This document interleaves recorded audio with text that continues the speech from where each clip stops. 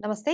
ఐడ్రీమ్ ప్రేక్షకులకి తెలుగు నూతన సంవత్సరాది శుభాకాంక్షలు. ఈరోజు మనతో పాటు ఉన్నారు దైవజ్ఞరత్న బ్రహ్మశ్రీ డాక్టర్ భార్గవ శర్మ గురుస్వామి గారు. వారితో మాట్లాడి అసలు ఈ ఉగాది పర్వదినం నాడు ఏ దైవాన్ని మనం ఆరాధించాలి? అలాగే ఉగాది రోజున జరుపుకునేటటువంటి ఈ షడ్రుచుల్లో ఏ రుచి తీసుకుంటే మనకు ఏం జరుగుతుందనేసి చాలామంది ఆలోచిస్తూ ఉంటారు. వాటి ప్రత్యేకతలు ఏంటి? వాటి గురించి చాలా క్లియర్‌గా అడిగి తెలుసుకుందాం. నమస్తే గురువుగారు.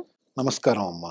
గురువుగారు మీకు ఉగాది శుభాకాంక్షలండి. మీకు కూడా మన ప్రేక్షకులందరికీ కూడా క్రోధినామ సంవత్సర యుగాది శుభాకాంక్షలు. ధన్యవాదాలు గురుగారు. గురుగారు మనము వినాయక చవితి అంటే వినాయకుడిని పూజిస్తాం. దీపావళి అనంగానే లక్ష్మీదేవిని, నవరాత్రులు అంటే అమ్మవార్లని ఇలా పూజిస్తాం. కానీ యుగాది నాడు ఏ దేవుడిని పూజించాలి అని చాలా మందికి సందేహం. మనము దీపావళి రోజున లక్ష్మీదేవిని పూజిస్తాము. హ్మ్. దసరా నవరాత్రులు వచ్చేటప్పటికి 10 రోజులు 10 రకాలైనటువంటి 10 రూపాలైనటువంటి అమ్మవారిని ఆరాధిస్తాము. హ్మ్. అందులో కూడా ఒక్కొక్క ప్రాంతంలో ఒక్కొక్క శక్తి లేకపోతే సాత్వికము ఎవరి విధానాన్ని బట్టి వాళ్ళు ఆరాధిస్తారు. మహాశివరాత్రి పర్వదినాన శివుణ్ణి ఆరాధిస్తాము. ఉగాది రోజున ఆరాధించాలి అనంటే మన దేవుళ్ళకందరికీ కూడా ఇవన్నీ ఏవైతే మనం డేస్ నిర్ణయించడం జరిగిందో పండుగలకి, హ్మ్. ఆ ఒక్క రోజునే పూజించాలనేటువంటిది ఏమి లేదు కదమ్మా! హ్మ్. ప్రతిరోజు కూడా మనము మన ఇష్టదైవాన్ని పూజించొచ్చు. హ్మ్. అసలు యుగాది అంటే ఏంటి? మనకి ఆ సంవత్సరం ఆరంభం. హ్మ్. ఏదైనా యుగానికి ఆది. ఆరంభంలో, ఏదైనా ఆరంభంలో మన హిందూ ధర్మం ప్రకారముగా, హైందవ సంప్రదాయం ప్రకారముగా మనం ఏదన్నా పని మొదలుపెట్టేటప్పుడు వినాయకుడిని పూజిస్తాం. వినాయకుడిని పూజిస్తాం. హ్మ్. అలాగే మనకి ఉగాది రోజున కూడా ఉదయాన్నే ఆ సంవత్సరం మనం తలపెట్టే కార్యక్రమాలన్నీ కూడా ఎలాంటి విఘ్నాలు లేకుండా పూర్తవ్వాలని చెప్పేసి వినాయకుడిని పూజించాలి. హ్మ్. అంతేకాకుండా గురు ప్రార్థన చేసేటప్పుడు మనం ముఖ్యంగా ఒక శ్లోకం చెప్పుకుంటూ ఉంటాం. సదాశివ సమారంభాం శంకరాచార్య మధ్యమాం అస్మత్ ఆచార్య పర్యంతాం వందే గురు పరంపరాం అంటాం. గురువు అనేటువంటిది ఒక పరంపర. ఆ పరంపరలో మొట్టమొదటి గురువు ఎవరు? ఆ యొక్క ఈశ్వరుడు. హ్మ్. మధ్యలో గురువెవరు? ఆది శంకరాచార్యుల వారు.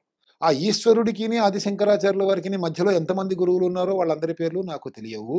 ఆది శంకరాచార్యుల వారి దగ్గర నుంచి నాకు గురుత్వాన్ని ఈ నా నా దగ్గర నేను ఎవరి దగ్గరైతే శిష్యుడిగా ఉన్నానో ఆ గురువుగారి వరకు గురువుగారుల పేర్లు నాకు తెలియవు. హ్మ్. కాబట్టి మనం అనుకునేదేంటంటే సదాశివ సమారంభాం శంకరాచార్య మధ్యమాం అస్మదాచార్య పర్యంతాం వందే గురు పరంపరం. అందరి గురువులకి కూడా నమస్కారం చేసుకుంటున్నాము అని అనుకుంటున్నాం. అందులో ముఖ్యంగా ఎవరు మర్చిపోలేని గురువు ఎవరు అంటే శంకరాచార్యుల వారు. హ్మ్. ఆది శంకరాచార్యుల వారు.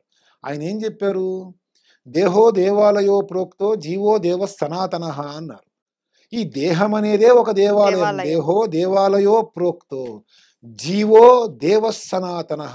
ఈ జీవాత్మనే ఆ పరమాత్ముడు అన్నారు. హ్మ్. అందుకే మనం ఏ పూజ చేసినా విష్ణుమూర్తిని కావచ్చు, శివుణ్ణి కావచ్చు, అమ్మవారిని కావచ్చు, ఎవరిని పూజ చేసినా మనకి పురాణాలలో ఆ యొక్క భగవంతుని యొక్క అవతారాన్ని వర్ణించటం జరుగుతుంది. హ్మ్. ఆ వర్ణనని మనం ఒకసారి మననం చేసుకుంటూ ధ్యానం అనేటువంటి దాంతోని మనం మననం చేసుకుంటాం. ఫర్ ఎగ్జాంపుల్ సత్యనారాయణ స్వామి వ్రతం చేసుకునేటువంటి వాళ్ళందరూ కూడా విష్ణుమూర్తిని ధ్యానం చేసుకుంటూ ఉంటారు. హ్మ్. హ్మ్. నీ నీలపు వర్ణములో ఉన్నాడు, ఆకుపచ్చ రంగు వస్త్రాలు ధరించి ఉన్నాడు, 4 చేతులు కలిగి ఉన్నాడు, పాల సముద్రం మధ్యలో పవళించి ఉన్నాడు, లక్ష్మీదేవి పక్కనుంది. ఇదంతా కూడా ఒక వర్ణన ఓ హ్మ్. సంస్కృత శ్లోకంలో ఉంటుంది. అది వర్ణించుకుంటూ వీడు చేయాల్సిన పనేంటి ఈ భక్తుడు? శంకరాచార్యుల వారు చెప్పినట్టుగా ఈ యొక్క జీవోదేవ సనాతనః, ఈ జీవుడు ఎవరైతే ఉన్నాడో ఆ జీవుడిలో ఆ భగవంతుణ్ణి నిర్మించుకోవాలి. హ్మ్. లక్ష్మీదేవి లక్ష్మీం క్షీర సముద్ర రాజతనయాం అనుకుంటూ ఉంటాము. అలా అనుకుంటూ ఆవిడ ఎలా ఉంటుందో ఊహించుకుంటూ మనలో మనం ఆవిడ్ని స్థాపించుకోవాలి. శివుడి దగ్గరికి వస్తాము.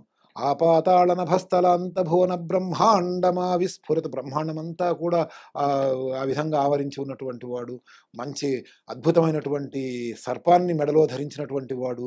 ఇదంతా ఆయన ఎంత రౌద్రంగా ఉంటాడో, ఎంత శాంతంగా ఉంటాడో, ఎంత భోలాగా ఉంటాడో ఆయనని ఊహించుకుంటూ మనము మన ఆత్మలో ఆ భగవంతుడిని ప్రతిష్ఠించుకుంటాం. హ్మ్. అంటే ఇక్కడ ఆది శంకరాచార్యుల వారు చెప్పినటువంటిది ఏంటంటే, నీ దేహం అనే దేవాలయములో జీవాత్ముడు ఎవరైతే ఉన్నదో, ఆ జీవాత్మనే అనాదిగా పూజలు అందుకుంటున్నటువంటి పరమాత్ముడు అనేటువంటి మాట చెప్తాడు. అందుకే శివుడికి అభిషేకం చేసేటప్పుడు మనము ఏదైతే ఈ మహాన్యాసము ఉంటుందో అందులో ఏమంటారంటే నా రుద్రో రుద్రమార్చయేత్ అంటారు. హ్మ్. నువ్వు రుద్రుడివి కాకుండా రుద్రుణ్ణి అర్చించలేవు. నువ్వు ఏ దేవుడినైతే పూజ చేస్తున్నావో, నీ మనసు, నీ శరీరము, నీ ఆలోచన అంతా కూడా ఆ దేవుడిలాగా నువ్వు భావించుకొని మారిపోవాలి. అప్పుడే ఆ దేవుడి యొక్క పూజ నీకు ఫలితాన్నిస్తుంది. హ్మ్. దీనికి తార్కాణంగానే ద్వారకా తిరుమల కొండ మీద కావచ్చు, ఇంకా కొన్ని చోట్ల కావచ్చు, 4 చేతులతో 4 కుండలతో, కుంభాలతో నీళ్లు తీసుకొని తనని తాను అభిషేకించుకున్నటువంటి శివుడి విగ్రహాలు కనిపిస్తూ ఉంటాయి మనకి. హ్మ్. అంటే ఈ నేనే పరమాత్ముడిని. ఆ శివుడు ఇక్కడ ఉన్నాడు. శివుడు వెళ్ళిపోయాక మిగిలేదేంటి? శవం. శవం.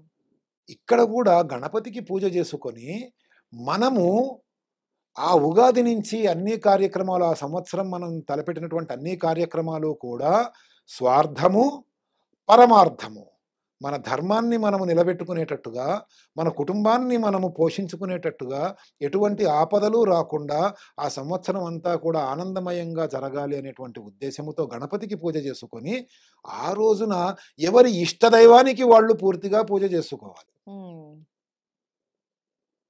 అంతేగాని మిగతా అన్ని పండుగలలాగా ఈ విధంగా చెయ్యాలి అనేటువంటి ఉద్దేశం కాదు. హ్మ్. అలాగే మన ప్రతి పండగకి కూడా, ప్రతి దేవుడికి చేసేటువంటి పూజ కూడా అనేక రకాలైనటువంటి అర్థాలు, పరమార్థాలు కలిగి ఉన్నటువంటిదే. వాటి గురించి మళ్ళీ మనం ఇంకొకసారి ఎప్పుడైనా మాట్లాడుకుందాం. దీపావళి గురించి కావచ్చు, హ్మ్. దసరా నవరాత్రుల గురించి కావచ్చు.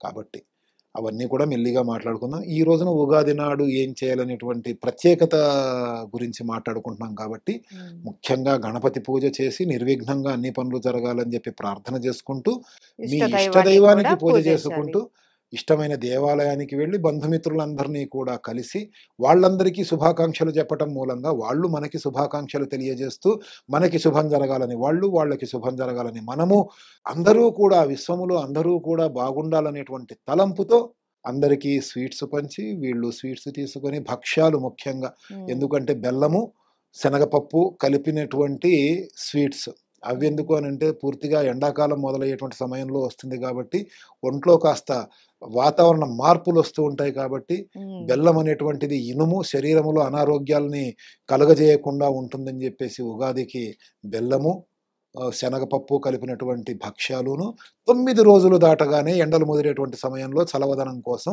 పానకము, పానకము, వడపప్పు పెసరపప్పు. తీసుకుంటూ హ్మ్. మన యొక్క జీవన విధానాన్ని, హైందవం అనేటువంటి జీవన విధానాన్ని మనము కొనసాగిస్తూ ఉంటాం. హ్మ్. ఈ నూతన సంవత్సరం సందర్భంగా మాకు చాలా విషయాలు తెలియజేశారు. ధన్యవాదాలండి. నమస్కారం అమ్మా. జై మా భారతి.